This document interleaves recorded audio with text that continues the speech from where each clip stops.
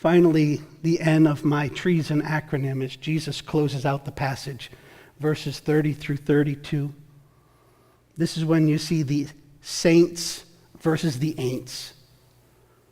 God's word says, as soon as Judas had taken the bread, he went out into the night. Night was not only the time, it's the spiritual metaphor. Night and darkness is the opposite of Jesus all the way through the scriptures. God is clearly sending us a point that night had come to take over the soul of Judas. He was gone. I ask you, friends, do not drift off into the night. Do not be taken by the lures of this world, or do not try to hide behind the facades of religion. Do not do as Judas had done. John MacArthur says, at that moment, the day of salvation ended for Judas and hell arrived. Listen, the NIV commentator says, the setting of the upper room was a spiritual turning point in which Jesus was doing profound spiritual work.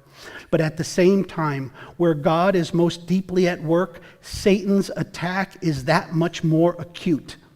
It is significant that in Luke's version of the Lord's Supper, at this point, Jesus tells Simon Peter that Satan also wanted to stir him. This is stunning. Satan's desire to sabotage the followers of Christ reached more levels than we will ever realize.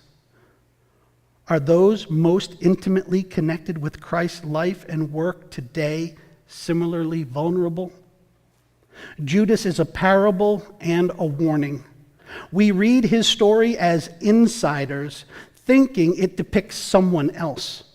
But Judas is a more disturbing figure than Pilate or Caiaphas, or any of the other Jewish leaders, because Judas saw the light and understood it, but he chose the darkness anyway.